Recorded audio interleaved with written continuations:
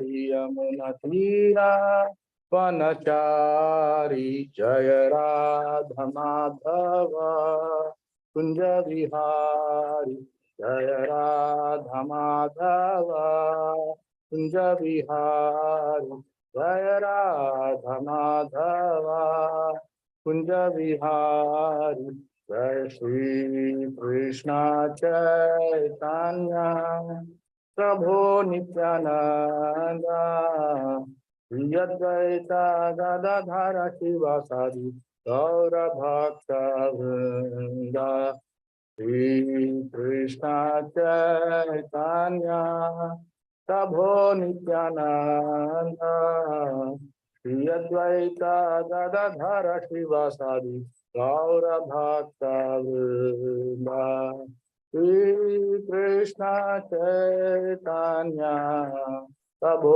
नित्यानंद श्री अद्वैत गदाधर शिवासादि गौर भक्त वृंद हरे Krishna Krishna Krishna Hare Hare Hare Ram Ram Ram Hare Hare Hare Krishna Krishna Krishna Hare Hare Hare Ram Ram Ram Hare Hare Hare Krishna Krishna Krishna Hare Hare Hare Ram Ram Ram Hare Hare Hare Krishna Krishna Krishna Hare Hare Hare Ram Ram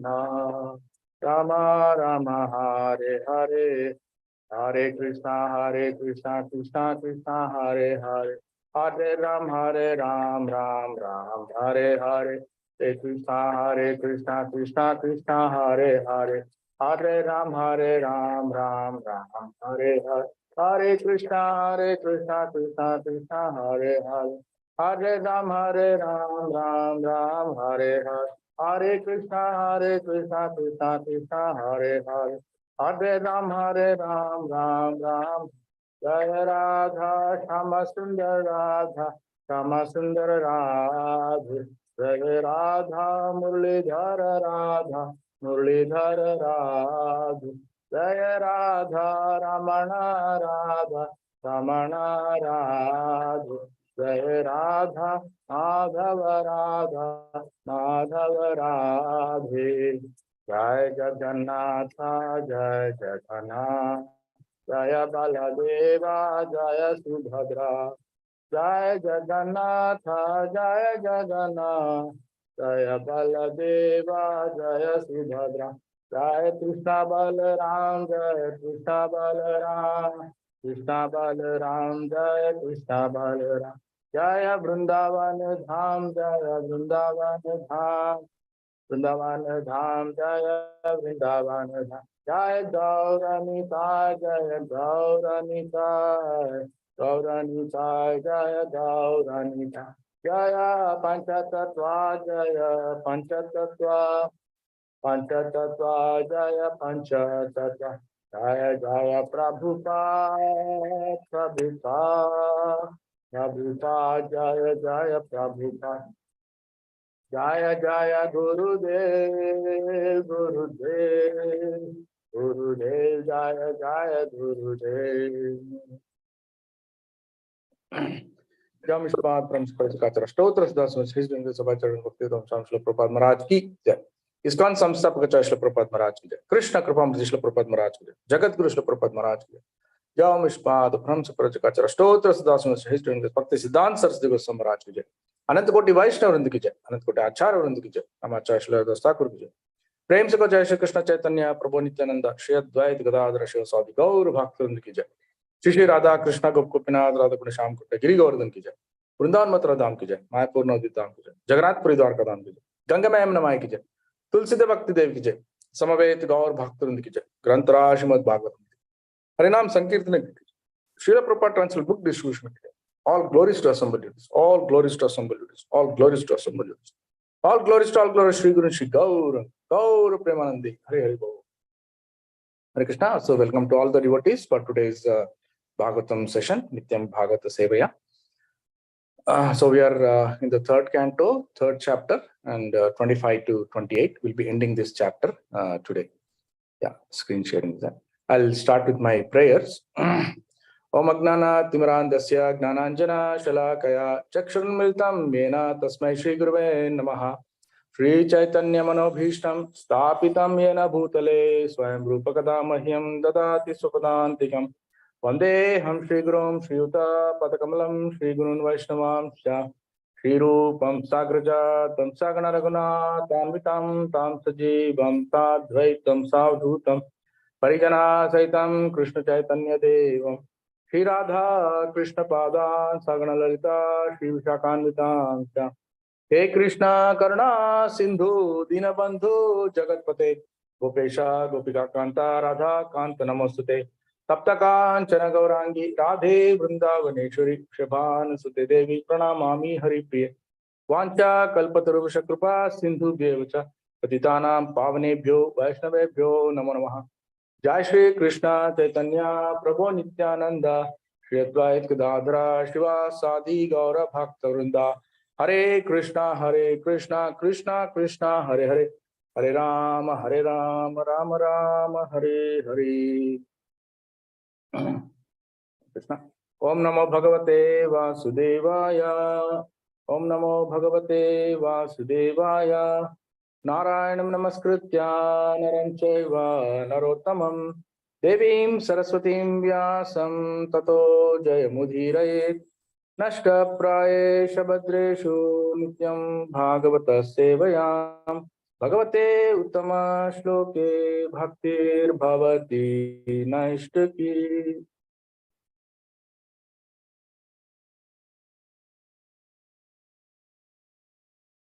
Hare Krishna.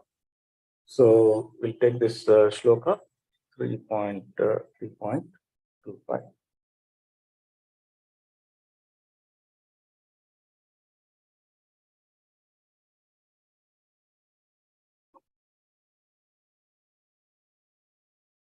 Yeah. Tata katipayer maser vrishni bhojan dakhadayaha yayu prabhasam samhrishta rathair deva vimohitaha Tata katipayer masair vrishni bhojan dakhadayaha yayu prabha samhrishta rathair deva vimohitaha Tata katipayer masair vrishni bhojan dakhadayaha yayu prabha samhrishta rathair deva vimohitaha. Word by word meaning, translation purpose. Channa Mataji, previous shloka, 25. I'll read the synonyms and the translation, and devotees can read from the purport. Tataha, thereafter, Katipaye, a few, Masai, months passing, Vrishni, the descendants of Vrishni, Bhoja, the descendants of Bhoja, Andhaka Adayaha, and others, like the sons of Andhaka, Yayuhu went, Prabhasam, the place of pilgrimage, named Prabhasa, Samsrishtaha, with great pleasure, Rataihi, on their chariots, Deva, by Krishna, Vimohitaha, bewildered. A few months passed, and then bewildered by Krishna, all the descendants of Vrishni, Bhoja, and Andhaka, who were incarnations of demigods, went to Prabhasa, while those who were eternal devotees of the Lord did not leave, but remained in Dwaraka. So there is no purport. We'll go to the next shloka, 26. So devotees can read. Whoever is there in the queue. Hare Krishna Prabhuji, Dandavat. Hare Krishna Prabhuji. Tatra snatva pitrun devan rishim shaiva tadhambasa tarpayit vatha viprebhyo gavo bahu gunadaduhu. Thank you, Prabhuji. Translation also can read, then somebody can read the purport. Okay, Prabhuji. Translation by Srila Prabhupada, Srila Prabhupada ki jai. After Yeah. arriving there, all of them took bath, and with the water of this place of pilgrimage, they offered their respect to the forefathers, demigods, and great sages, and thus satisfied them. They gave cows to the Brahmanas in royal charity. Hare Krishna. Hare Krishna. Ramakrishna Prabhu. Hare Krishna. Among us the purport by Srila Prabhupada ki jai. Among us the devotees of the Lord, there are several divisions, mainly Nitya Siddhas and Sadhana Siddhas. The Nitya Siddha devotee never fall down to the region of the material atmosphere, even though they sometime come into the material plane to execute the mission of the Lord. The Sadhana Siddha devotees are chosen from the conditioned souls. Out of the sadhana devotees, there are mixed and pure devotees. The mixed devotees are sometimes enthusiastic about fruitive activities and are habituated to philosophical speculation. The pure devotees are free from all these mixtures and are completely absorbed in the service of the Lord, regardless of how and where they are situated. Pure devotees of the Lord are not enthusiastic to put aside their service to the Lord in order to go visit holy places of pilgrimage. A great devotee of the Lord in modern times, Sri Narottama Dasa Thakura, has sung like this: to visit holy places of pilgrimage is another bewilderment of the mind, because devotional service to the Lord at any place is the last word in spiritual perfection. For pure devotees of the Lord who are completely satisfied with the transcendental loving service of the Lord, there is hardly any necessity to visit the various places of pilgrimage. But those who are not so advanced should have the prescribed duties of visiting pilgrimage sites and regularly performing the rituals. The part of the princely order of the Yadu dynasty who went to Prabhasa performed all duties to be done in a place of pilgrimage and offered their pious actions to their forefathers and others. As a rule, every human being is indebted to God, the demigods, great sages, other living entities, people in general, forefathers, etc., for various contributions received from them. Thus, everyone is obliged to repay the debit of gratitude. The Yadus, the debt of gratitude. The Yadus who went to the Prabhasa pilgrimage site performed their duties by distributing land, gold, and well-nourished cows in royal charity, as described in the following verse. Hare Krishna. Hare Krishna. Thank you, Prabhu. Krishna. Om Agnantivaradasya Dhananjana Shalaka Chakshunmritamena Tasmai Shri Guruve Namaha. So here we are in this chapter, the third chapter, which is we are talking of Uddhava's explanation of Krishna's pastimes outside Vrindavan, and we came across very wonderful pastimes, and the recent one which you would have read was about the Kalayavana and how the killing of Kalayavana and the Salva, and then so many other the demons who were there, Shambara, Vyuda, Bana, Dantavakra. So like this, all of them were killed, not directly by Krishna, through other agency like Baldev and his agencies. And then of course this Narakasuras also we covered. So like this, the explanation is going on, and now it's almost actually the Krishna Leela's, Krishna's appearance in the material world is coming to an end. That description is going on.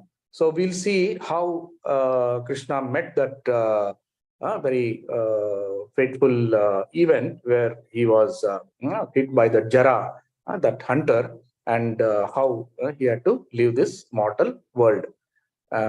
So before that also there are so many incidents which took place in terms of Samba's his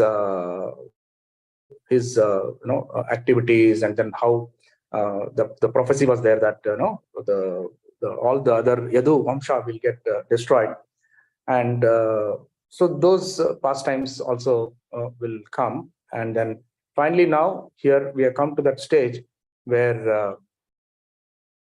the scene is set for that. And as we see in the previous shloka, it is mentioned that descendants of Vrishni, Bhoja, Andhaka, or all incarnations of demigods, went to Prabhasa, while those who were eternal devotees of the Lord did not leave but remained in Dwarka. So the very fact that they are coming to Prabhasa is that that they are seeing their end. Krishna actually he did Paritrana Sadhana Vinashaya Dushkrita Dharma Samsthapanartha Sambhavami Yuga Yoge. So he had his plan when he came, and first of all to establish the the religion and give justice to the righteous people, basically the Pandavas, and that way he came, and he did all that for the decimation of the Kauravas. And now still there was, even though Krishna belonged to that Yadu family, and he was there, but still there was some bad elements which had to be removed. And then so that is the reason why this incidents are taking place, and then they are ready to come to this place Prabhasa. Actually they came for a purpose of a place of pilgrimage, because now that the war is ended, they came as a place of pilgrimage, but a little that they know that their end is also going to come. Basically that whenever there is a decline in the religiosity, so these things will happen. And so as we see, Vrishni was a part of the northern region, Magadha and that region. So there the rulers were there, and Krishna himself is coming from the Vrishni dynasty. Then Bhoja is actually the we have heard about so many great kings. Even Kamsa was from that Bhoja dynasty. Then Andhaka, it is said that Andhaka was a son of Parvati and Shiva. So that's why it's mentioned here, who are incarnations of demigods, went to Prabhasa. So, and then this Andhaka was a very notorious demoniac king. And then he also met the fate. In fact, he went even to attack Indra and all the demigods. But finally, he met his fate. And he had a son, Bana. And then, and I think Bana was one who influenced Narkasura. So Narkasura was, by association, Narkasura was defeated. Actually, he's a son of Daritri, the earth god, and by Krishna, he had taken a birth, but still by the association of Bana, who is a wicked person, so he got swayed, and then he kidnapped those 16,100 Gopika streets. So like this, this goes on. While here, what is mentioned here is that while the eternal devotees of the Lord, they did not live but remained in Dwarka. So they were completely attached to the lotus feet of the Lord and service. They were very much there. Now we come to the next shloka, where we'll see what it is telling. After arriving there, all of them took bath, and with the water of this place of pilgrimage, they offered their respects to forefathers, demigods, and great sages, and this satisfied them. They gave cows to the Brahmanas in royal charity. So here, Prabhupada is talking about the devotees of the Lord and comparing with the varieties of the devotees. What is their characteristics? How they conduct their sadhana. So here he has mentioned that there are two types of devotees: the Nitya Siddhas and Sadhana Siddhas. So here Prabhupada mentioned the Nitya Siddha devotees never fall down to the region of the material atmosphere, even though they sometimes come onto the material plane to execute the mission of the Lord. It's a very, very significant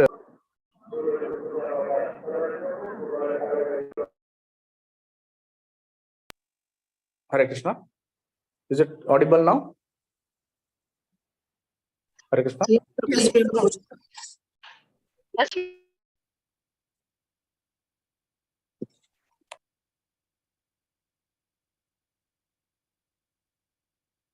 Hare Krishna, Hare Prabhu, we can hear you. Yeah. Yeah, okay. So here, significant because we sometimes fail to understand how devotees are taking up this Krishna consciousness, and how, in fact, Prabhupada himself started, and how the whole parampara is there existing, and then they are propagating this holy name and this Sankirtan movement. If suppose a devotee is already perfected, then why that he has to why he has to come to the material world? So this question comes to the mind, and then does it mean that they have not they had some defect or something, or they were not fit to be in the spiritual world and they had to come here? So many these kinds of doubts comes to our mind. Why they have to come if they were already perfected? Siddha means they have already attained the perfection.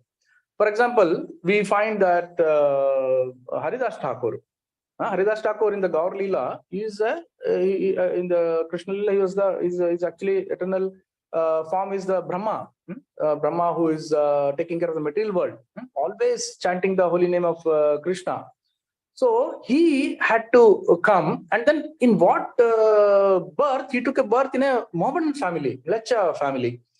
But he is the Namacharya for our whole Sampradaya. So it's very bewildering.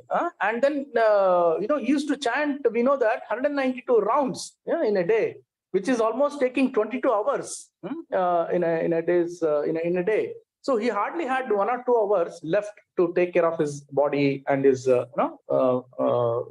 sleep or his daily activities, whatever it is. So this is very bewildering. Why, how come, this has happened? So that's why Prabhupada is giving here the Nitya Siddha devotees never fall down to the region of material atmosphere. Even if they have come here, they're performing their activities.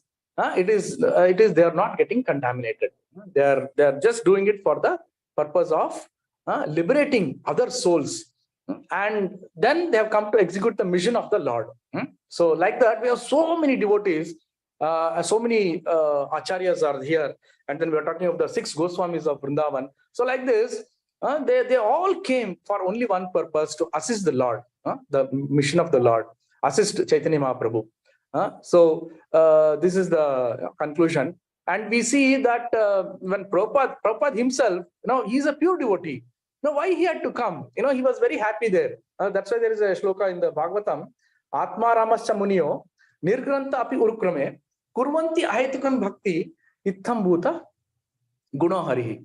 So here the Atma Rama, the devotees who are already Atma Ramas, that means they are already self-satisfied. They are already completed their sadhana, they have perfected their lives.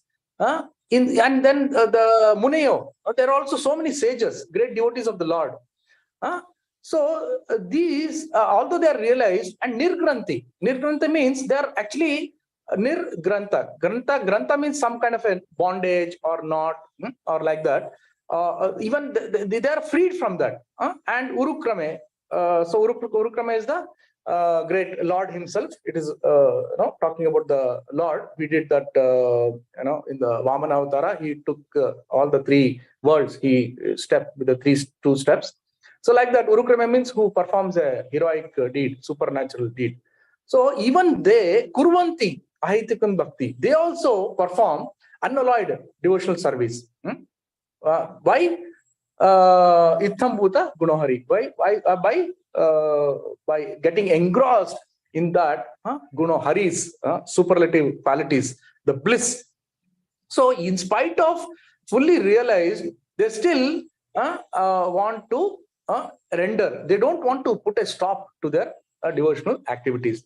So that is the attraction of the Lord, because he's having so much of that itham bhuta guna harihi, that very very transcendental nature of the Lord, that the devotees don't want to waste even a single second. They are so much attracted. They always want to do their service and activity. So this is the the conclusion that we need to come at. That is the greatness of the devotees, that despite all the odds, they just want to assist the Lord in the mission. Wherever they are called, they are even ready to go to the Naraka or to the netherworlds to assist the Lord in their mission. That's why we see that so many devotees have come to fulfill the mission of Chaitanya Mahaprabhu, fulfill the mission of Prabhupada. And even in our own latest gurus who are there, many of them were coming from the foreign lands. Some of them we see, even Muslims, some of them like a Negro, some of them could be. So that's not just their bodily condition. Americans or Europeans, whoever it is, they were all, they were not born in the Vedic culture. At least we Indians have some Vedic knowledge, Vedic culture. We know who is God, we know demigods, all these things. We know Shastras. But those, our today's sannyasis who are from the Western world, they hardly had any idea. But still, they came. They came and then they took to KC just by the touch of Prabhupada, the pure devotee. They all got converted. So this is the real magic, the mystery of Krishna consciousness. That's why it is called Achintya. Achintya means inconceivable potency of the Lord. So Rupa Goswami explains in Bhakti Rasamrita Sindhu that this Krishna consciousness can be attracted, what to speak of a human being, even the ants, even the animals, even the birds, the trees, even any of them can be attracted. That is sublime. It is a sublime attraction is there, because already the KC, as a Jiva Atma, the Krishna consciousness is already there, dormant in our hearts. From lifetimes, millions and millions of lifetimes, we have been already exposed to this. But unfortunately, we have not taken to the practice of Krishna consciousness. We have not done we have not built up our faith, and we have not practiced it. Because of that, there is a lack, and our dormant love is covered.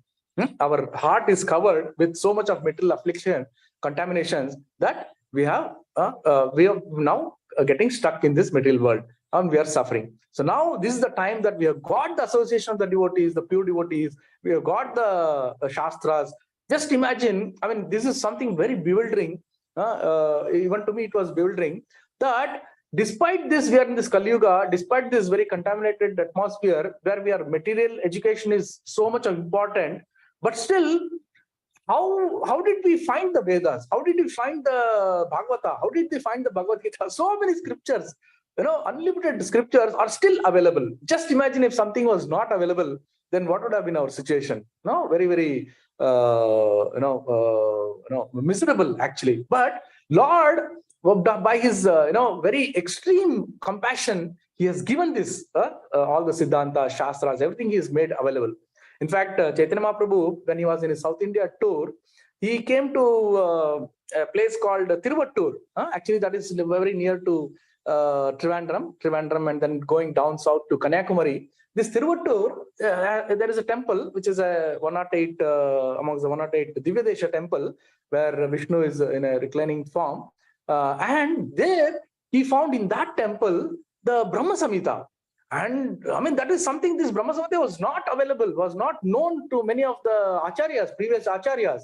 But Lord, as Chaitanya Mahaprabhu himself, made it a pastime, and then he obtained that Brahma Samhita from there. And then he made copies, he distributed. And then there he found that such a revealing, Brahma's prayer, Ishvara, Parama Krishna, Sachidanand Vigraha, Nadiradirgonda, Sarva Karana Karana, and then the whole explanation of Krishna's supremacy is established there. Govindam Adi Purusham, so GAP.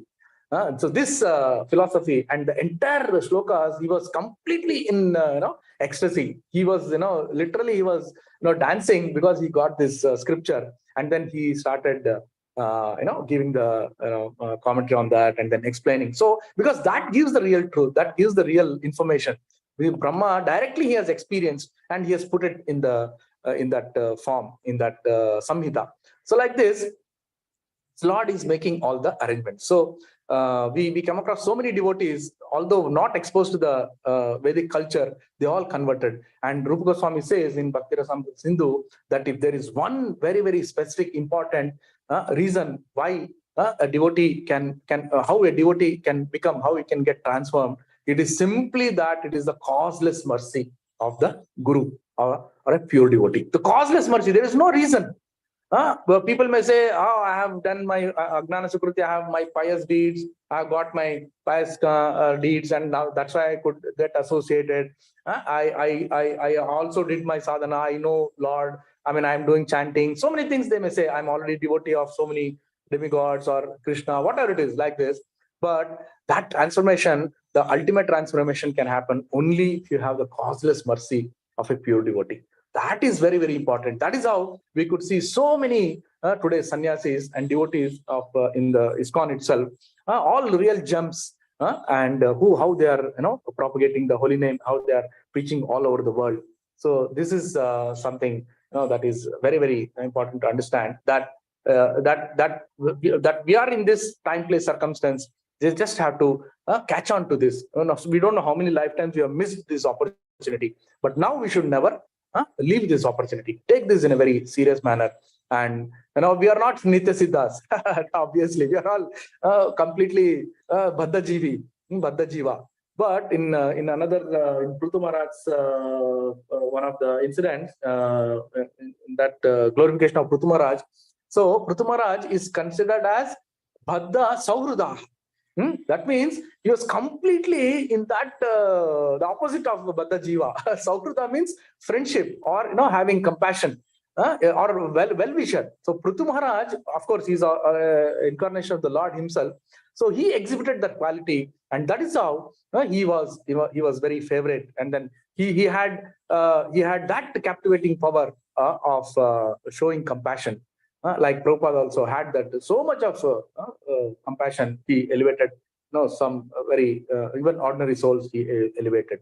So like this is a thing which I wanted to say, that Nitya Siddhas are there. We are not of that nature, but we have always make some strive, at least become Sadhana Siddha. That's what Prabhupada is telling. Sadhana Siddha is where we perform our religious or spiritual activities under the guidance of a Guru, Sadhu Shastra Guru. And then this is called Vaidhi Sadhana Bhakti. The Vidhi Prakara means, okay, Guru is telling that this has to be performed. You have to do this morning Aarti program. You have to do Tulsi Puja. You have to do the chanting. You have to attend the Mangala Aarti. And you have to do upavasas, fasting on Ekadashi. So like this, so many instructions are being that we have to follow. That's why Prabhupada says the sadhana siddha devotees are chosen from the conditioned souls. And here also he's using the word chosen. So that means, the Lord is definitely picking up. The Guru is generally he's the one who is actually identifying the devotee, the disciple, and he's picking up.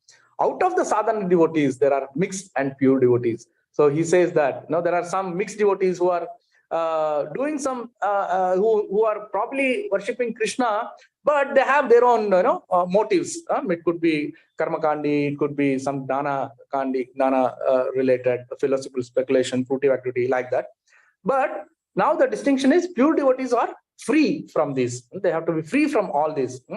Gnana or Gnana Mishra, or it could be the pure, even it could be even the impersonal worship or Mayavadi. These things should not be there. If these things are emanated, then they can come to the service of the Lord, pure devotees. That's why Rupa Goswami has given this very famous explanation of what is bhakti is all about, which is Anyabhilashita Shunyam, Nana Karmadi Anavritam, Anukulyena Krishnanu Sevanam Bhaktir Uchate. So that the primary characteristics and secondary characteristics of bhakti, which is the primary characteristics is Anukulyena Krishnanu, Krishnanu Shilanam. That is, then the secondary characteristic is that we also have to Nana Karmadi, Nana, just philosophical or knowledge acquiring, that mentality should not be there. And also karma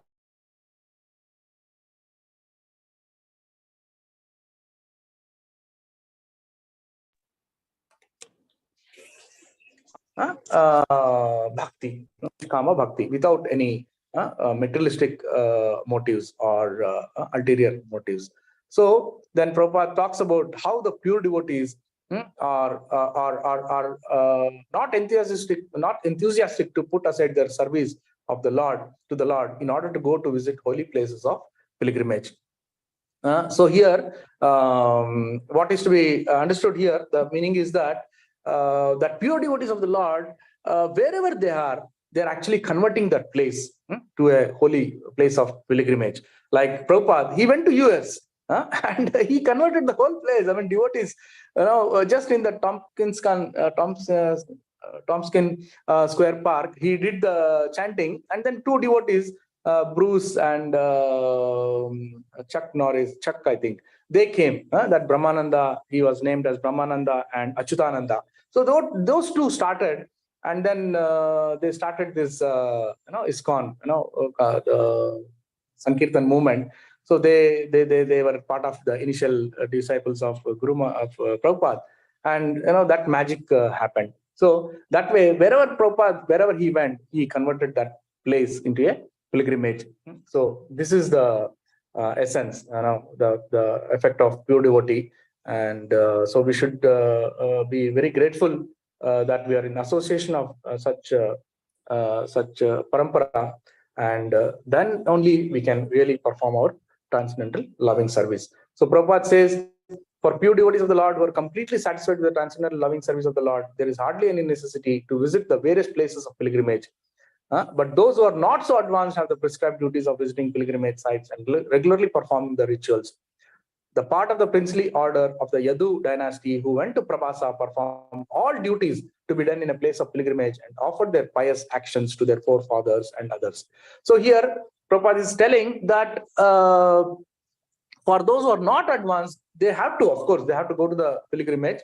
Every devotee has to go, sadhaka has to go to the places of the tirthastalas, and not to be, and make use of that facility by associating the devotees, do some sadhu sangha, do some seva, and purify.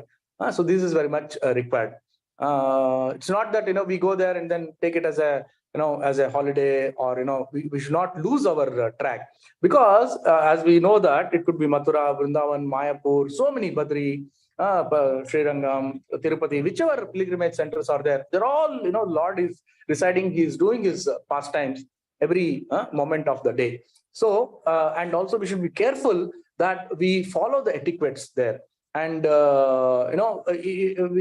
because of our immaturity, if we behave improperly, or if we contact any, if we do some offense or aparad, then the effect will be multifold. Just like how we get, by doing a pious activity, multifold effect of pious credits will get. In the same way, if you do a wrong act, we'll be subject to that. So that's why you have to be very careful when we go to a pilgrimage, that maintain the decorum and completely be absorbed. So this is very important. So many people think that, okay, here also I can live my life in a normal way. No, normal way is not possible unless you are detached, completely Krishna conscious, centered. You should not venture to go and then try to stay in a place of pilgrimage, because the effect of contracting aparad or offense is much heavy. So this is the lesson what we get from this. And finally, Prabhupada says, as a rule, every human being is indebted to God, the demigods, great sages, and other living entities, people in general, forefathers, for various contribution. And thus everyone is obliged to repay the debt of gratitude. The Yadus who went to Prabhasa pilgrimage site performed their duties by distributing land, gold, well-nourished cows, and royal charity, as described in the following verse. So they did all these things, very pious deeds. And here Prabhupada, in this also, there is the first sentence which says that every human being is indebted to the God. As a corollary to this, what we need to understand is that, because if we are only doing this charity, or if you are trying to do this kind of a karmic activity, maybe we get caught up by that. Most people in today's world, 95% of them are all attached to karma kanda. Do some, religious pious activity, do some dana, dharma, whatever capacity, according to the capacity, and then try to get pious credits. And this is what, and they want to enjoy. Whatever the Lord gives, demigod gives, the facilities they want to enjoy. But unfortunately, they are unaware of the fact that this will become their material bondage. So that's why Bhagavatam also gives this shloka, which Prabhupada quotes in many of the purports. In the first chapter of Bhagavad Gita itself, he has quoted this Prabhupada, that it comes this in 11th canto. That shloka goes like this: Devarshi bhutapta nirunam pitrunam na kinkaro nayam drunina rajan sarvatmanaya sharanam sharanyam gato mukundam parihritya kartam. So here it is said that one who is surrendered, gato mukundam, unto Mukunda, who is the one who is giving the mukti, the real mukti, unto him, one who has surrendered and performing his religious activity, when if he's doing that, then it means that all your debts, all your loan, if you're indebted to the whoever, it could be demigods, the sages, the relatives, friends, everything can be removed. It will be eradicated. So that is the understanding. So there is no need to serve the demigods or the sages or relatives or friends like this or forefathers if you are actually serving Mukunda. But it does not mean that we neglect them or we don't respect them. No, that is not the conclusion. But we don't have to be attached, because as Bhagavad Gita also says that yanti deva pitrinyanti pritruvatah bhutani yanti bhutejo madhyajinopi mam. Krishna has mentioned that if one is worshipping or to a demigod, he will go to demigod. If one is worshipping Pitrus, forefather, he will go back after his life to the Pitru or the Pitruloka. So like this, but one who is worshipping the Bhuta, the Preta Pishachi, he will go to that land. But one who is worshipping me, he will come back to me. So Lord has clearly mentioned in the 9th chapter. So it all depends on what is our inclination, what we want to achieve in this human form of life. And by the knowledge we gain, by the association of the devotees, and by doing the satsanga and studying the scriptures, we have now come to the conclusion that Krishna is the supreme, and we want to go back to Godhead. So we have to now focus our attention there. We are already on the path. We have to divert all our activities so that we achieve our destination. So that should be our motto. But in the process, it does not mean that we disrespect or we avoid these. Of course, demigods are the ones who are giving us all the facilities. They are giving us all the water, rain, air. Every demigod is representing each of these natural resources. So we should not neglect it. Wherever possible, we have to do their service and seva. But our main focus should be unto Mukunda, Krishna, that our activity should be under. Now, even if you're doing some seva to the demigods, doing some sacrifice, homa, havan, or some, if you're reading some Ashtottara and all that, the demigod, he will actually receive it and then he will actually direct it to Krishna. He's not going to keep it for himself. It could be Shiva, it could be Ganesh, it could be Lakshmi, whoever it is, because they're all ultimately they are the eternal servitors of the Lord. So this is a corollary to that. That if you are actually doing the service to Krishna and bhakti seva to Krishna, then all those debts are taken up by Krishna. He will cover it up. He will see that we don't have to be so much in the mood of repaying the debt to all the demigods and forefathers. Just that we have to pray even for the forefathers when we have to do the tarpanas or we have to do their kriyas. The Antyakriyas or every year the sacrifice, the oblations we are giving, that time also we can simply pray to Krishna and then see that the whoever is the soul is revived of Krishna consciousness. I mean, that is the best thing that we can make the prayer, and then so that soul who has passed away can get that Krishna consciousness. So this way we can try to please Krishna, pray to Krishna and then ask that soul also to be revived. That is the best way of repaying the debt to your forefather, that they also become Krishna consciousness in their next lives. Hare Krishna. So we'll go to the shloka 27. Devotees can read the shloka and translation, and another devotee can read the purport. Divya Prema Mataji. Yeah. Hare Krishna. Hare Krishna Mataji.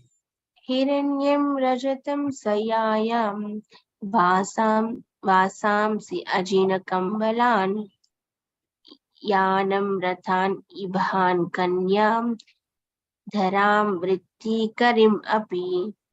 Thank you. Shanti Mataji.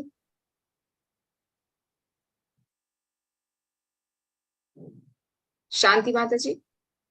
Okay, Sindhu Mataji, you can read. Hare Krishna Mataji. Pranams.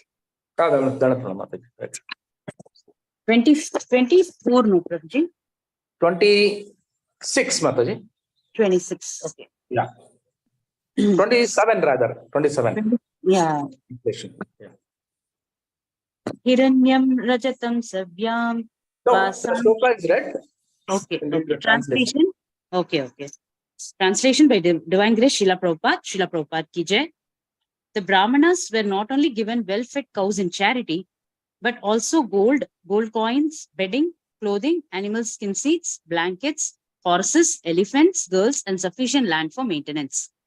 Purport: all these charities were meant for the Brahmanas whose lives were devoted entirely to the welfare of society, both spiritually and materially.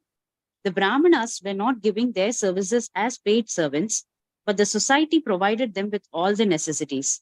It was arranged for some of the Brahmanas who were in difficulty for marriage to be given girls. The Brahmanas, therefore, had no economic problems. The Kshatriya kings and rich mercantile men would provide them with all that they needed, and in exchange, the Brahmanas were completely devoted to the elevation of society. That was the way of social cooperation between the different castes. When the Brahmana class or caste gradually became easygoing, being fed by the society, although they had no Brahmanical qualifications, they degraded themselves into Brahma Bandhus or disqualified Brahmanas, and thus other members of society also gradually fell down from the social standard of progressive life. As described in Bhagavad Gita, the caste system is the creation of the Lord, and it's arranged according to the quality of work rendered to society and not in terms of birthright as falsely claimed in the present degraded society. Thank you, Prabhuji. Hare Krishna. Yeah. So very interesting purport by Prabhupada. Actually, the shloka is talking about what the Brahmanas, how they were well-fed, how they were given charity by the other, the three. So Varnashrama was perfect in those days, that the Brahmanas were like the head in a body, like the brain. They're actually the part of the intelligence, and the Kshatriyas were taking care of the society by protecting against all the bad elements, and they are like the chest of the chest and the shoulders, and it is compared to the body like that. And then the belly is actually the Vaishyas, who are actually producing the food by doing the agriculture, Goraksha. They were giving the milk, and if some excess was there, they were selling it. Actually, they were distributing probably free or some barter. But if still some excess was there, they used to collect. They used to sell it. That the selling was of the last resort, because they were so compassionate those days. People never, they were never greedy. They were never selfish. So that was the norm of the day. They were all giving freely. If you produce more, you just distribute. That's all. So that was the norm. But now the world has become topsy-turvy, and Kali's force has become so much that people are just want to accumulate the wealth. The rich people are becoming richer. Every year, the stock market is booming, the digital currency is booming, the real estate is booming, industries are booming, and COVID came. So many people became paupers, but many people became multimillionaires. So everybody want to take advantage of the situation. So now the whole thing is topsy-turvy. People are just hell-bent on money making. By hook or crook, they want. So where is the question of charity? There is no question of charity. Where is the question of maintaining a Brahmana? It is not possible. So as Prabhupada says, that the Brahmanas were taken care completely. There is no deficiency for a Brahmana. There are no economic problems, because they were so much being given by dana, charity, and they were also contributing to society by spiritually uplifting the other the classes in the Varnashrama, like Kshatriya, Vaishya, and Shudra. So it was a perfect arrangement. But now every caste, including Brahmanas, they became Brahma Bandhus or disqualified Brahmanas, as Prabhupada says, and they fell down. Kshatriyas also have fallen down. The Vaishyas also have fallen down. Shudras are the only Kala Shudra Sambhava, as Shastra says. So Kala is full of Shudras. Nobody is qualified. They all menial workers, but they are controlling as politicians or as businessmen. All Shudras are only controlling today. So that's why it has become topsy-turvy, and we are really seeing that we are suffering today. So that's it's very important that we we form this as much as possible, the Daivi Varnashrama, which Prabhupada wanted us to follow. Of course, there are some farm communities. There are still some, even in India also, there are some, Goshalas, and, the communities are maintained. Like we have one in Ujire in near Mangalore in Karnataka. And then we have in Rajasthan, so many places this where cow and land is kept as center. And our ISKCON itself is developing these places where devotees can go live there. They can do their spiritual practices. There are so many centers like that. So we should take advantage of that and do whatever possible preaching to that minimum extent. So like this, that is then only we can achieve that progression in life, and then only we can do our bhakti sadhana in a very, very nice way. Because if you are in the city, if you are having too much of attraction, if you are rather distraction, and then too much attachment with your family members and things like that, it may be difficult for a devotee to progress. So we have to strike a balance, where you fall, what you want to do. But of course, there is a lot of preaching opportunities in cities. So we have to take that also at the same time. So devotees have to make a choice. Whatever is there, fitting to their mood and the service mission, they have to take it up. Suppose they want to serve in a temple, they want to do some seva for ISKCON, or they want to do preaching activity. Yes, they can do. The other option is they can just go and completely serve the Lord in a very peaceful atmosphere, serve the cows, serve the nature, and take to KC practices. So there's a lot of opportunity there also. And the Daivi Varnashrama, if you are able to set it up, it will be fantastic. I mean, we will get probably the best of the food grains, no contamination, no chemicals, no pollution, nothing is there. Water also, best of the water. So everything can be harnessed. The nature we can harness, and we can get the best of the facility. And that way we can distribute it to the others also. If some other devotees or other people, general public, they want to come and stay, they want to make use of this, they can make use of facility. Like in Hungary, there is this Krishna, it's called Krishna Valley. So there it is about 80 to 100 acres. In Europe, so many places we have this farm communities where devotees can go there, they can stay, they can serve the cows and all the animals, and they can even do the agriculture, and that way they can perfect their lives. Otherwise, we will be getting contaminated in this degraded society. So we have to be much more careful living in that kind of a situation. Hare Krishna. So we'll go to the next one, 28 shloka. Yeah, Medhavni Mataji. Hare Krishna Mataji, Danat Pranam. Hare Krishna. Annam choru rasam tebhyo datva bhagavadarpanam go viprartha savah shuraha prane bhuvi murdhavihi. Hare Krishna. Thank you. Translation. Anita Mataji. Hare Krishna Mataji. Translation by Srila Prabhupada, Jai Srila Prabhupada. Thereafter they offered the Brahmanas highly delicious foodstuffs, first offered to the personality of Godhead, and offered the respectful obeisances by touching their heads to the ground. They lived perfectly by protecting the cows and the Brahmanas. Hare Krishna. Hare Krishna. Navkishori Mataji.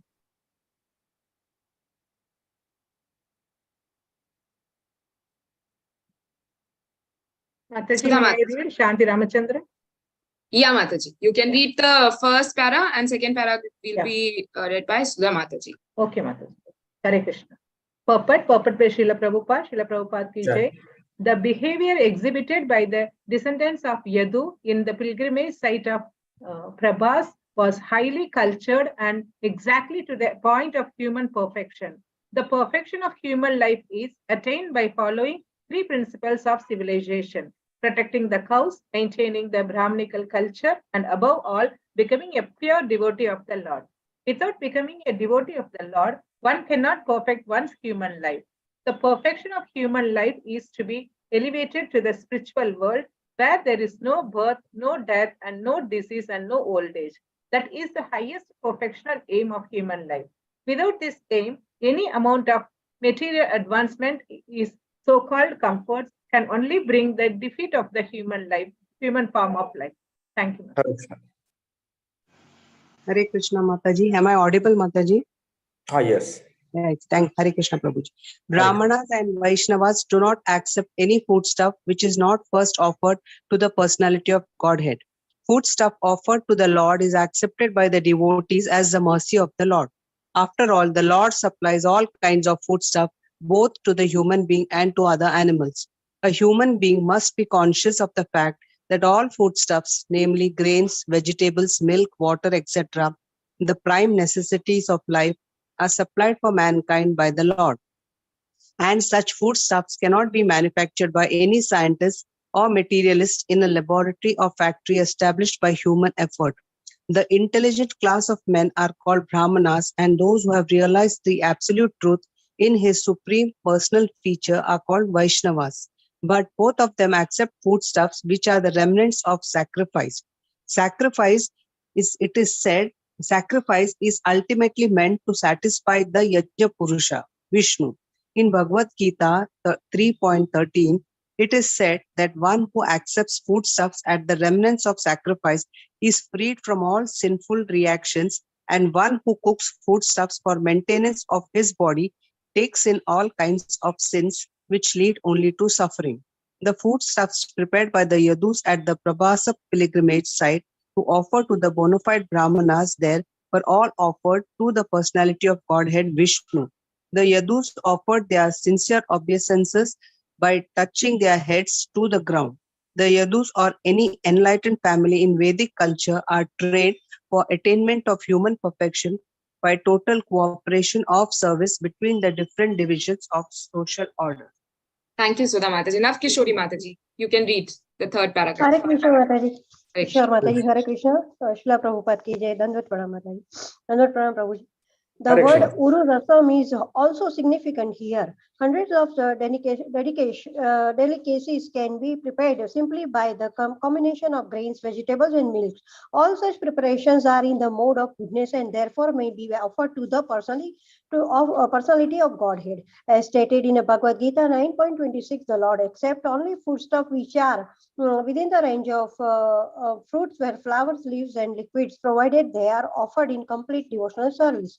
Devotional service is only criterion for a bona fide offering to the Lord. The Lord assured that he positively eats such foodstuff offered by the devotees. So, judging from all sides, the Yadus were perfectly trained, civilized person, and their being cursed by the Brahmana sages was only by the desire of the Lord. The whole incident was a warning to all concerned that no one should behave lightly with Brahmanas and Vaishnava. Thus, in the Bhakti Vedanta purports of the third canto, third chapters of Shrimad Bhagavatam entitled The Lord's Pastime Out of Vrindavana. Hare Krishna Mataji, Hare Krishna Prabhuji. Hare Krishna. Yeah, Hare. So again here, Prabhupada's excellent analysis of the sloka and the way he brings out the best practices. It's amazing. The purport is so wonderful that what the Brahmanas they did, they offered the delicious foodstuffs first to the Lord. I mean, it's a simple practice of offering the bhog, and they offered the respectful. That is actually it's actually the Yadus, those who did this, that they first offered to Brahmanas, and then Brahmanas in turn offered to the Lord, and then they bow down their head. So the etiquette or the culture which is required is being glorified here, and Prabhupada is telling that Yadus, although they were Kshatriyas, they had the complete knowledge of the spiritual the rules and regulations, and they lived perfectly by protecting the cows and Brahmanas. So here, a very important thing that we need to is highlighted by Prabhupada is that what is that, purpose of how we can perfect human life? As I think I discussed earlier also, that protecting the cows and maintaining Brahminical culture. And third is becoming pure devotee of the Lord. So if these three are there, you'll perfect. So that's why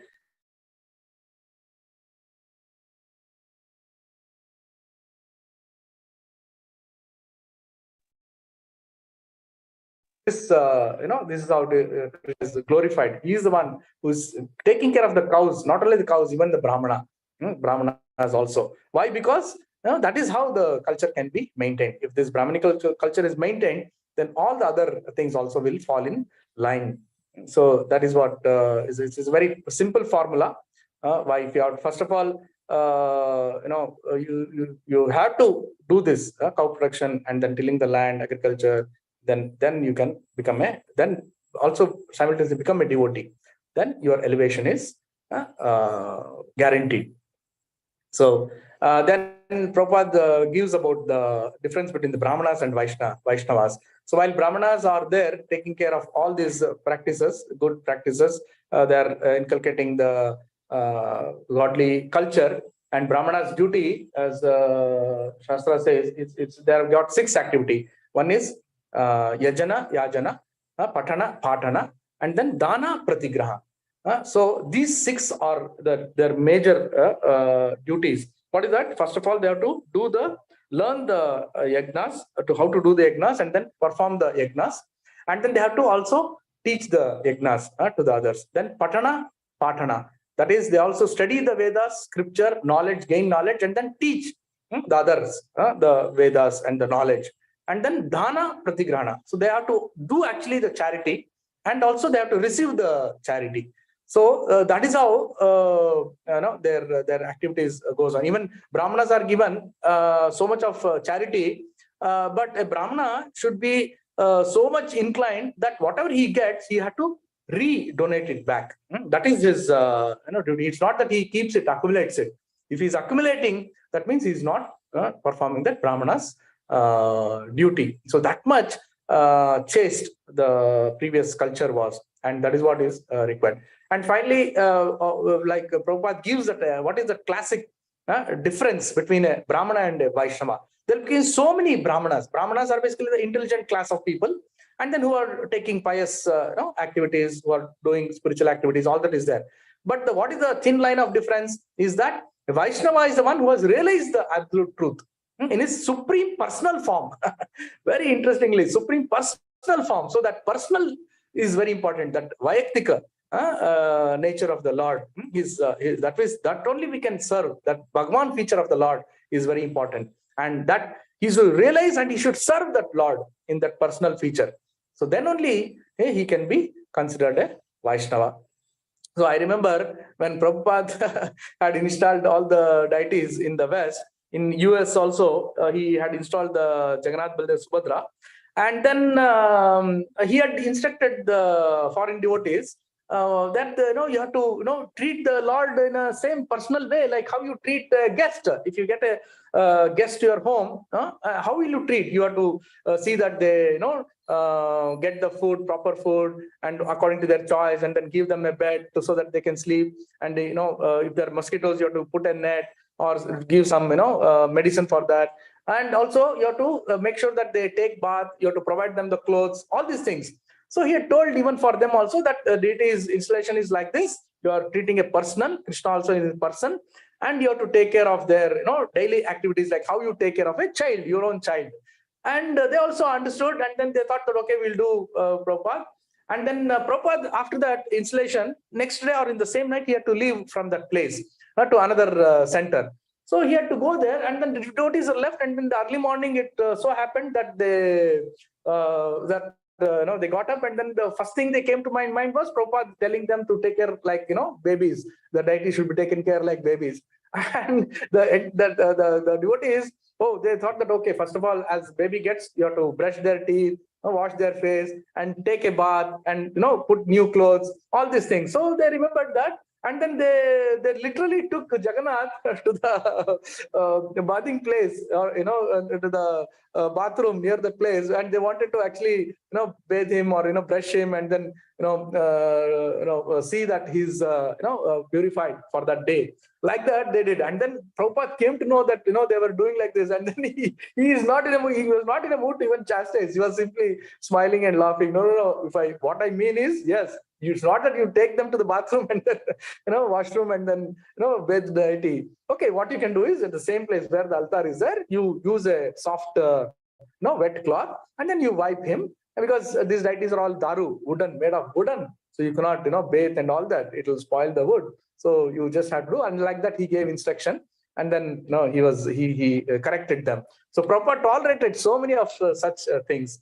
So this Vaishnava is that characteristics who actually treats the Lord in his very personal form. So this way we can we have to consider the Lord and perform our activities. Then only it becomes a real bhakti seva. And Prabhupada is glorifying how the Yadus also conducted all these things, whatever was required. They did their practices in a most appropriate way, and that's how they also perfected. So then finally, Prabhupada tells that Lord accepts only those, patram pushpam phalam toyam yome bhaktya prayachati, in complete devotional service. If you might be a rich man, and if you don't have that mood of service and that loving service to the Lord, then Lord will not accept. But a poor person having very little means, even if he offers one single tulsi, one single fruit, one single little water or a milk, but if it is with so much of devotion and claiming that Krishna, all that I have is this much, I cannot give you in tons or in kilos or in so much of multitudes of service, but I can just give you one flower, one fruit like this. But if it is with a full intention of serving the Lord, of course we cannot give the Lord up to for his capacity. His Lord is unlimited. We are so much of a limited capacity. But if we give with that mood, bhaktya aprayachit, then only he will accept it. So that is the criteria, as Prabhupada says, that the pure loving devotional service should be our mood. Then only Lord will be pleased. And with that, if he is pleased, then he will also take care of our well-being. Hare Krishna. So I think time is also up, and I will end the session here today. If anyone has any realization, any comments, they can share. Thank you so much, Prabhu. Hare So Hare today's some important points were that we have to develop farm community, protecting cows, taking care of brahmanas, and practice devotion. So these are some important points from today's lecture. And Hare. I think devotees have questions like Padma Mataji. Padma Mataji? Hare Krishna Mataji, Hare Krishna Prabhuji. Hare Krishna. Towards the end, you said Yajana, Patana, what is last and one? The Dana Pratigrahana. Dana Pratigrahana. Okay, understood. Thank you, Prabhuji. Divya Mataji. Yeah, Hare Krishna, Prabhu. And thank you for the wonderful session, Prabhu. So, my question is, you have said the various devotee categories, right? Nitya Siddhas and Sadhana Siddhas. So, Yes. Prabhu, now our current Diksha Gurus, all the spiritual masters come under which category, Prabhu? That's a very, very tricky question. And also, there is one more, the Bhakta, or there's one more category, which I actually, deliberately, I kept it out of this topic. There is another set of devotees who are actually the Krupa Siddhas. So they are the ones, they are completely under the shelter of the Lord. They have got so much of Krupa by the Lord, and they become devotees. So we have Sadhana Siddha, we have Nitya Siddha, and we have Krupa Siddhas also. So just by the causeless mercy of the Lord, the mercy of the Lord, they also can become. So it's a very dicey situation, and it's inconceivable potency of the Lord, as I mentioned earlier also, that whether it is you can claim that you have some Ajnana Sukriti, you can claim that you are doing your spiritual activities, you can claim that it's said that Yajanti hi Sumedasaha, right? One who are intelligent will take up to spiritual practices. And so does it mean that, oh, I'm intelligent, oh, I'm taking up spiritual practices, so I'm also intelligent, so can I consider like that? And if that is the case, just imagine when Sanatan Goswami and Rupa Goswami met Chaitanya Mahaprabhu, they actually, what is the position they took? They took the lowest of the position. They went with a straw, a grass straw, dry grass straw in their teeth, holding that, clutching that. What is that indicated? That we are like animals. We don't have any knowledge. We don't have any, qualification. And then they went to Mahaprabhu, and then they took his, blessings, and Mahaprabhu gave them the Diksha initiation that time in Ramkeli. So this is, it's a very, very intriguing situation, how we can get devotees. And if we have so many instances of devotees, even during Prabhupada's time, actually there was one drug lord, that a drug peddler in US, and then of some, I think, Mexican origin or somebody, he escaped the police. Actually, when Kirtan was going on, Nagar Sankirtan was going on, and this Prabhu, he was being chased by the police. And he simply went into the Kirtan party, and then he was saved. Then he came all along to the temple, and the police authorities came and then caught hold of him that he was in the temple. Then the devotees said, no problem, you are already surrendered to Krishna, you please come and stay with us. And later on, police came and questioned them. And he was actually caught, and he was taken to the court. When he was taken to the court, Prabhupada was asked, Prabhupada, what is this? This situation happened to him. What he has to do? Whether people, the court will punish him because his drug is a big offense. What is to be done? Then Prabhupada said, very nonchalantly, he said, even I was dealing with drugs. I was also doing a drug. But anyway, don't worry. Krishna will protect him. And then they also, Prabhupada, when the police officers came, and then they hired a lawyer, and then they took the case to the ultimate conclusion, and they saved the devotee, and he became a Krishna conscious person. So what to speak of this? What is that, how we can say whether it is, he was a sadhana bhakta, whether it's a Kripa Siddha, or he was a, Nitya Siddha. So it is very, very, inconceivable situation. I mean, if you're talking of today's sannyasis and today's, Maharajas, and so many exalted devotees are there. How is that? Of course, the Kripa Siddha definitely is there because of Prabhupada's causeless mercy. But there are others, like, any common person who has got somewhere attracted and who has come. I mean, we are all typical karmic devotees with materialistic intentions.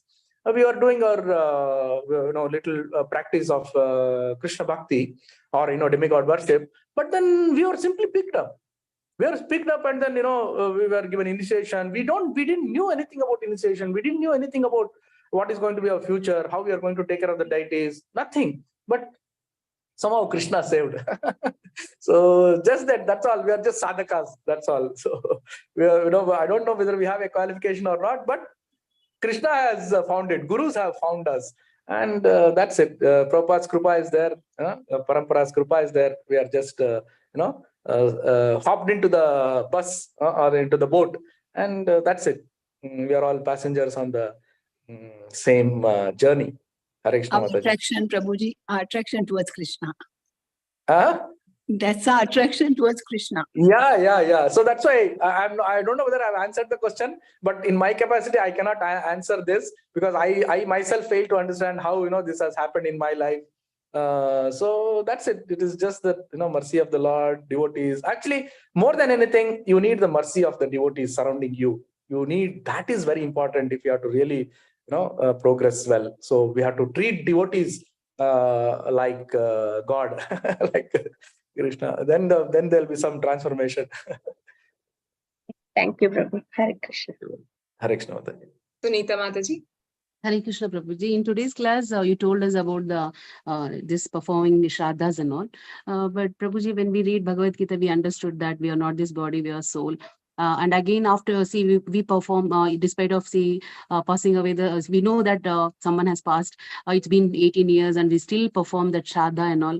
and we still are getting attached to that body, though body is not there, but still we are attached to that person in the form of, like, photo. We keep that and we perform these shraddhas and all, and we know that the soul transmigrates from one body to another. They might have taken they might have taken birth in some other bird yoni or animal yoni, but we don't know. But still we are performing this shraddha and all. So I don't understand this significance of performing even after a long time of passing. We lose our parents or sometimes, and why do we need to do that, Prabhuji? Yes, Mataji. Actually, this it's a very, very practical today's situation. In fact, I did Shraddha for my father, and that time I understood the mantras. Actually, what the ritualistic mantras the Brahmanas are telling is that he gets Uttama Gati, Uttama Loka. So this is what we are practicing. We are actually the Shastra mantras are telling about this only. They are not telling, that he will go back to Vaikuntha or he can go here. Nothing like that. The Shastra, the shlokas are always like that. It is going that you pray that he gets a Uttama Gati or a Uttama Loka. So then I understood that, I mean, this is what, it's all about, Krishna consciousness is all about that. That even by if the person who has passed away, if you really have a concern for him, if you have love for him, it is good that we pray that he gets Krishna Bhakti.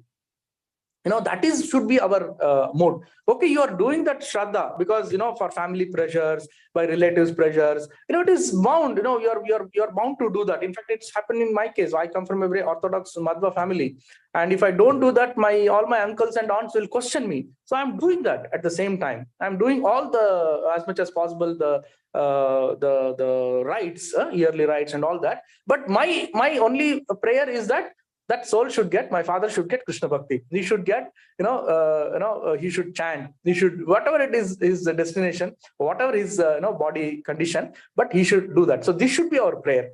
And ultimately, even in the ritualistic practice also, what they do is that ultimately the Pinda Pradhana is given and then the Brahmana is fed.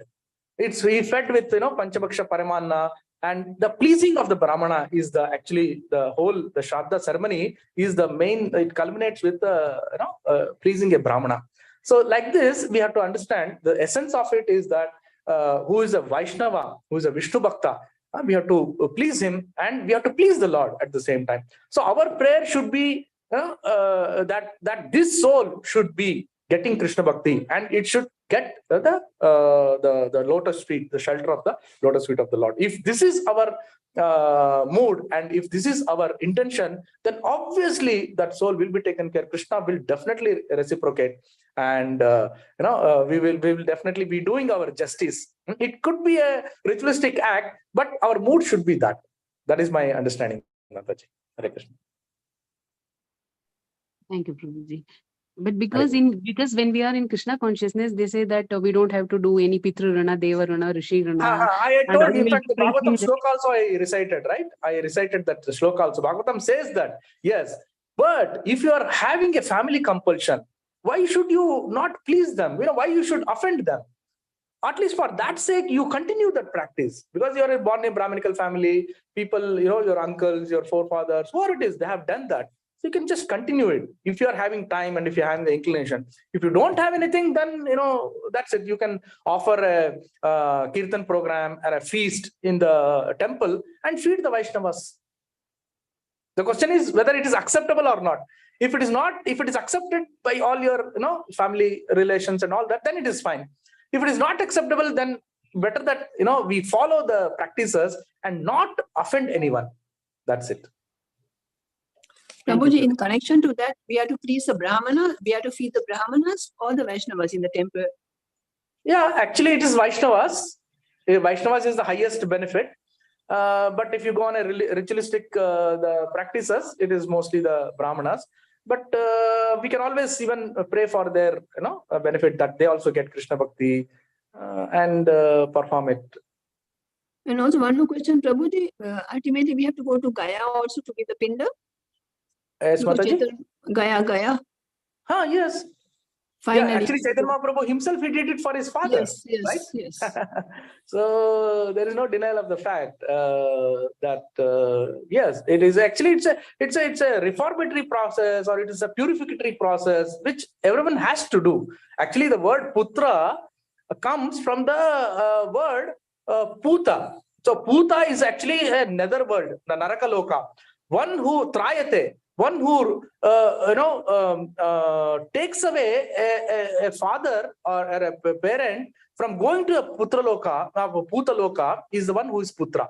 So the son's duty is that he should take care of his father's soul, by performing the shraddha. Actually, that is how the ritualistic understanding is. But we can actually extend it to Krishna conscious and then see that he gets Krishna consciousness.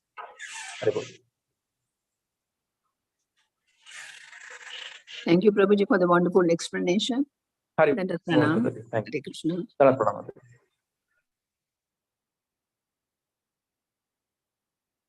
Hare Krishna. Prabhu, can we take one more question? Medhavni Mataji has. Yes, Mataji. Yeah, Medhavni Mataji. Yeah, Hare Krishna Prabhu, Danat Pranam. Thank you for the very wonderful class. My question stems from the previous question actually. This Mataji was asking about this, the prayers for the forefathers, that we do some kind of puja at home.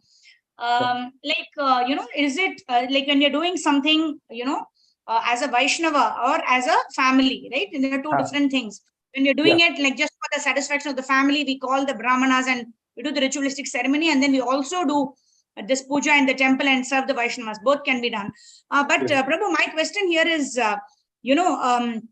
Prabhupada mentions that when a person becomes Krishna conscious, doesn't matter whether it is putra or putri, does not matter, right? It is all in the bodily platform like that. As a Vaishnava, I just wanted to understand from you, as a daughter, how do we, what can we do in terms of a ritual like that, because nothing is actually mentioned in the Vedic scriptures as to what a daughter can do for the parents.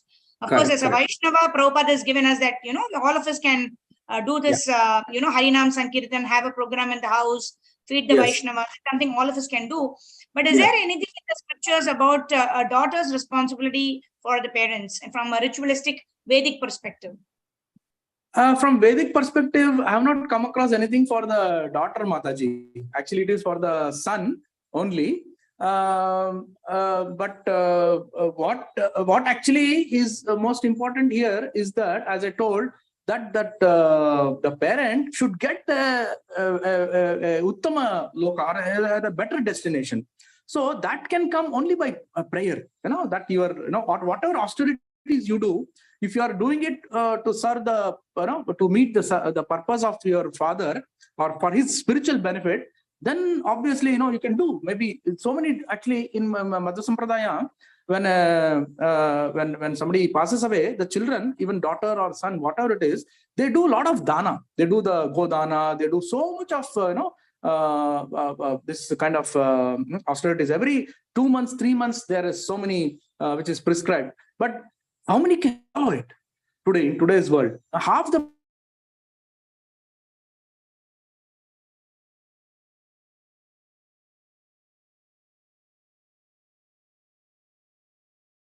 I started doing that because for me, a family pressure, my uncles are there and that pressure is there. So I don't want to hurt them or, displease them. So I'm doing it. But my goal is that, that he should get Krishna Bhakti. That's it. And I always chant and also parallelly offer, if possible, in the temple and call Vaishnavas, do a kirtan and satisfy, so that the soul should get that spiritual benefit. That should be our motto. And as far as Matajis are concerned, the daughters are concerned, or any other relatives are concerned, they can do a lot of these austerities, dana, and they can, feed the cows, feed the brahmanas. So ultimately, but your prayer should be there because your purpose is that he should be elevated, conscious spiritually. That's it, Mataji. Yes, Prabhu. Thank you so much, Prabhu. One small question, Prabhuji, please. Yes, Mataji. Even if your parent, he's passed away, say 5-6 years back, even 10 years back, still you can do that? Of course, Mataji.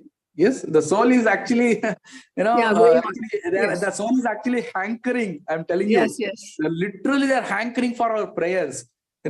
See, when we're doing our spiritual practices, if your parents have actually come across, they have seen, and they have got a hint of this Casey, obviously the dormant desire is there within them.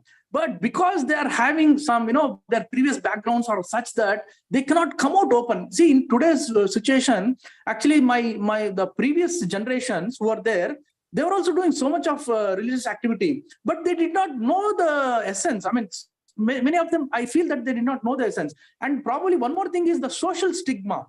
See, if suppose you become a devotee and if you're chanting, nobody today wants to do chanting. That is my aunts or uncles, elderly people.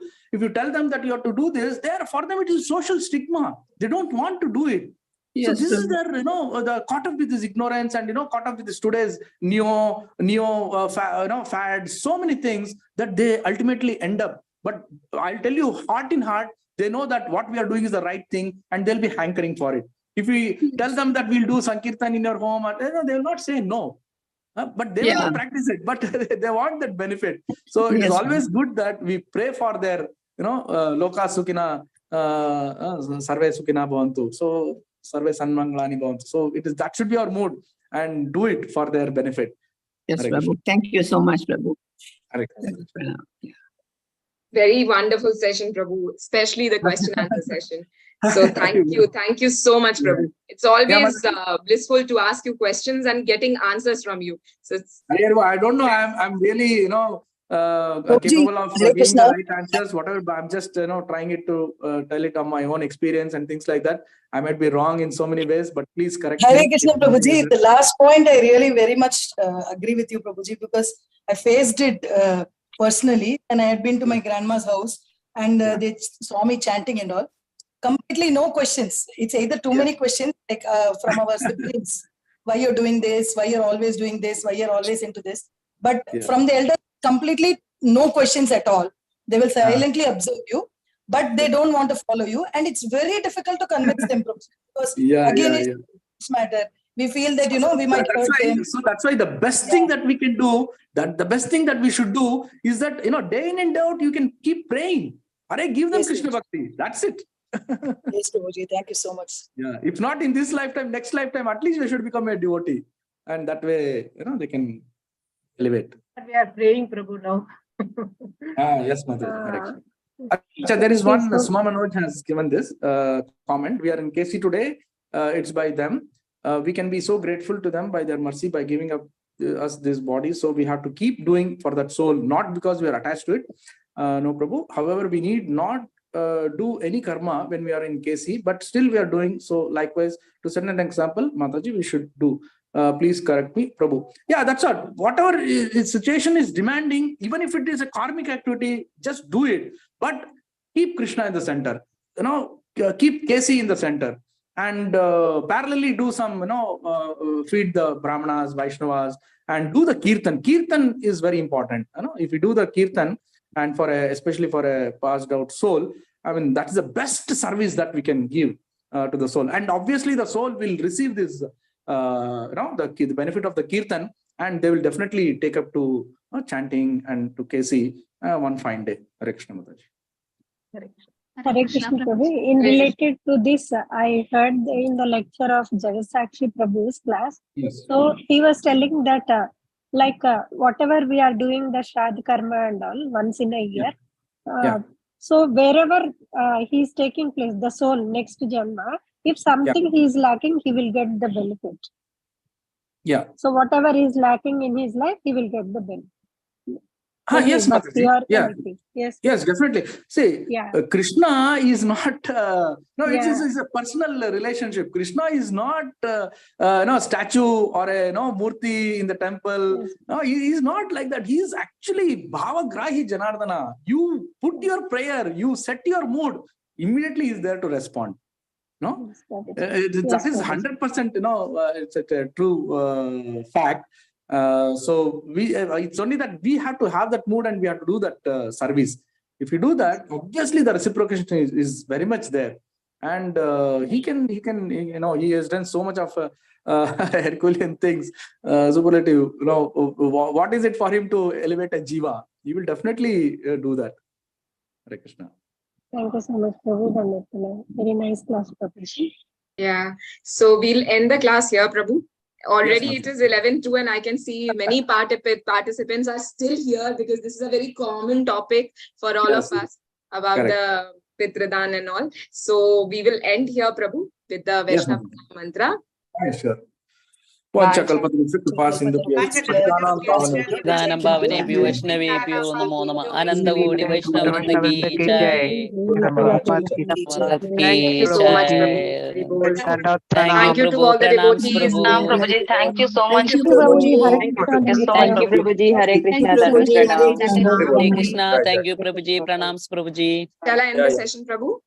Yes, Mataji. Jai. Thank you. Hare Krishna, Prabhu. Pranam. Jai. Thanks. Pranams to all the devotees. Hare Krishna. Very good. Hare Sorry, I Krishna, took a Mataji. little bit more, but I hope it was helpful for the devotees. Next class we can and also ask more purifying questions. for me. We should say blissful, Prabhu. It Haribol. was really good. Very nice. Thank you Thanks. so much, Prabhu. Thank Hare you. Krishna.